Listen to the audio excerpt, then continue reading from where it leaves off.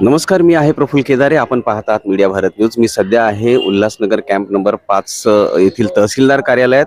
आज ज्यांनी ज्यांनी उमेदवारी अर्ज दाखल केले होते त्यांची माघार घेण्याची शेवटची तारीख आहे. माझ्यासोबत इथे आहेत पीपल्स रिपब्लिकन पार्टीच्या निमित्तानं जे प्रभाग क्रमांक 18 मधून आपलं भवितव्य आजमावत आहेत ते आहेत या पॅनलचे प्रमुख ठाणा जिल्हा अध्यक्ष PRPचे प्रमोद टाले आहेत.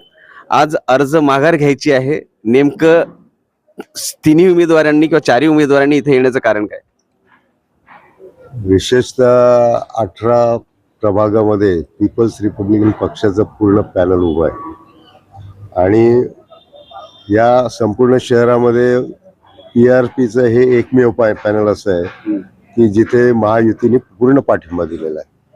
म्हणजे एकाला दिला, अला दिला, ब ला नाही दिला, क ला नाही दिला असं नाही, परंतु महायुतीने शिंदे साहेबांनी आणि खासदार श्रीकांतजी शिंदे यांनी प्रमोद टाले यांच्यावर पूर्ण विश्वास ठेवून पूर्ण पॅनलची जबाबदारी दिलेली आहे. आणि त्यामुळं आम्ही आज इथं येण्याचं एकमेव कारण होतं की आमचे जे दोन फॉर्म होते, तीन फॉर्म होते किंवा वेगवेगळे याच्यात ते सर्व विड्रॉ करण्यासाठी आम्ही इथं आलेलो आहोत. आणि हे सर्व विड्रॉ केले आणि पूर्ण पॅनल एक पीपल्स रिपब्लिकन पक्षाच्या नावाने अधिकृतपणे जाईल. प्रचाराची कुठपर्यंत तयारी आहे? प्रचाराची तर गेल्या 5 वर्षापासून आम्ही तयारीच करतोय. त्याच्यामुळं सातत्यानं लोक जनसंपर्क हा सातत्यानं आम्ही करतोय. आता उद्यापासून चिन्ह मिळाल्यानंतर आम्ही प्रचाराचा नारळ फोडू आणि या 10 दिवसामध्ये संपूर्ण प्रभाग पिंजून काढून प्रत्येक मतदारांना आम्ही विकासासाठी मतदान मागू. ही माझ्यासोबत आहेत याच प्रभागातून पहिल्यांदाच निवडणुकीला सामोरे जाणारे ॲडव्होकेट जय गायकवाड आहेत. पहिल्यांदा आपण सामोरे जात आहेत. नेमका काय अनुभव असणार आहे आणि प्रभागातनं जो आंबेडकरी बालेकिल्ला आहे काय प्रतिसाद मिळेल अशी अपेक्षा आहे? सुरुवातीपासूनच चळवळीमध्ये काम करत असल्यामुळे समाजाशी जनसंपर्क तर तगडा आहेच, परंतु निवडणूक पहिल्यांदा लढतोय आणि जसा चळवळीत लोकांचा आशीर्वाद मला होता तसाच आशीर्वाद या निवडणुकीतही मला मिळेल याची मला पूर्ण आशा आहे. पण तरुण म्हणून एवढ्या वर्ष वास्तव्य करताय सुभाष टेकडी किंवा एकंदरीत त्या परिसरातील प्रामुख्याने प्रश्न कुठले आहेत? व्यसनमुक्ती हा देखील फार मोठा तिथला आता गंभीर विषय झालेला.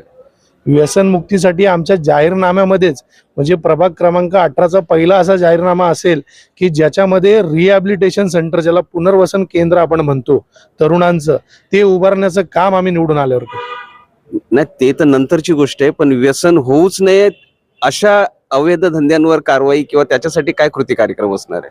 त्याच्यावर नक्कीच आम्ही या आधी पण कृती कार्यक्रम केलेला आहे आणि या नंतर पण करणार आहोत. परंतु प्रशासन आपल्याला माहिती आहे ज्यांच्या हातात आहे, त्यामुळेच आमचं कोणी ऐकत नव्हतं. म्हणूनच या निवडणुकीत उतरण्याची वेळ आम्हाला आली. म्हणतात सत्ताधारी लोकांचं सगळेच ऐकतात, त्यामुळे म्हटलं एकदा सत्ताधारी होऊन बघूया आणि मग बघूया प्रशासन आपलं ऐकतं का. आणि मला अशी आशा आहे की सत्ताधारी झाल्यानंतर नक्कीच हे प्रशासन आमचं ऐकेल आणि हे जे काय अवैध धंदे वगैरे आपल्याकडे चालतात हे नक्की थांबतील आणि तरुण त्याच्यातून बाहेर येतील. टाले साहेब, मतदारांना कोणत्या मुद्द्यांच्या आधारे तुम्ही आता साथ घालणार आहात? मतदारांना आम्ही कुठलंही राजकारण न करता विकासाच्या मुद्द्यावर आम्ही मतं मागतोय. विकासाच्या मुद्द्यावर म्हणजे नागरी सुविधेचा प्रश्न आहे आणि महत्त्वाचा पाण्याचा प्रश्न आहे. पाणी आम्हाला कमीत कमी व्यवस्थित मिळावं, सफिशियंट पाणी मिळावं या दृष्टीने आम्ही निश्चित प्रयत्न करणार आहोत. त्याचप्रमाणे आम्हाला इथे क्रीडा संकुल, डॉक्टर बाबासाहेब आंबेडकरांच्या नावाने क्रीडा संकुल एक अद्ययावत या येत्या कालावधीत आपल्याला बनवायचं आहे.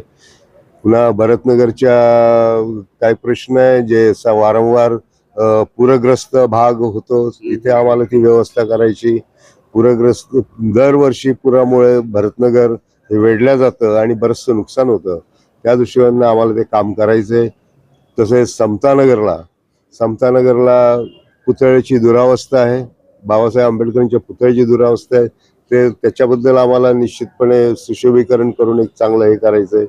सुभाष टेकडीचा पुतळा आहे, त्याचं पण एक अद्ययावत पद्धतीनं सुशोभीकरण करायचं. हे सर्व मुद्दे आहेत.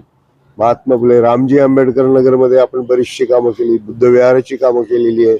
नंतर नागसेनगरला गार्डनचा प्रश्न आहे, हे गार्डन अद्ययावत करण्यासाठी आम्ही निश्चितपणे प्रयत्न करणार आहोत. माझ्या सोबत आहेत याच प्रभागातून या आधीही 2दा लोकप्रतिनिधित्व केलेल्या लता निकम आहेत. काय वाटतं तुम्हाला, एवढ्या वर्षानंतर इथले महिलांचे मुख्य प्रश्न कोणते होते आणि आता सोडवण्यासाठी तुमच्या समोर कोणता अजेंडा आहे?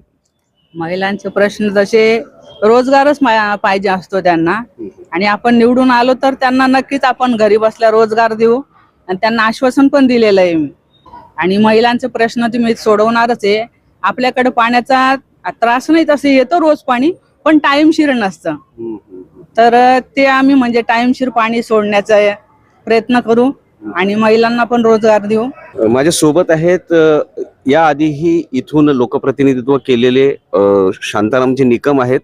एकंदरीत तुम्हाला काय वाटतं, समोर जे आहेत दिग्गज आहेत, भारतीय जनता पक्षासारखा मोठा पक्ष आहे, याच्या पुढे तुमचा किती टिकाव लागेल असं वाटतं?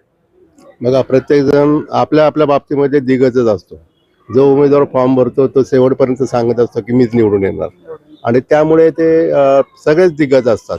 अशा दिग्गजांमध्ये आपल्यासारखे सामान्य माणसं निवडणूक लढवत आहेत. खरं म्हणजे मी निवडणूक लढवत नाही, माझे मतदार निवडणूक लढवत आहेत. मतदारांनी माझ्यावर जो आतापर्यंत विश्वास दाखवला आहे, म्हणजे 3 वेळा त्यांनी कुठल्याही प्रकारचे आर्थिक वगैरे कुठल्याही प्रकारचे पैसे वगैरे न घेता त्यांनी आम्हाला मदत केली आणि निवडून आणलं. त्यांनी जो विश्वास टाकला त्या विश्वासाला आपण परिपूर्ण ठरलोय. यापुढे त्यांचा जो विश्वास आहे कायम आहे.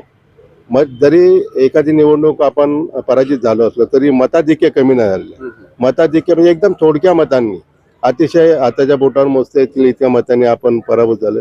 परंतु तो जो काय मागच्या वेळेचा जो वचपा आहे, उमेदवार आमचे जे मतदार जे नाराज झाले होते की थोडक्या मताने केला, तो वचपा आता मतदार काढतील आणि लता निकम यांना बहुमताने निवडून देतील.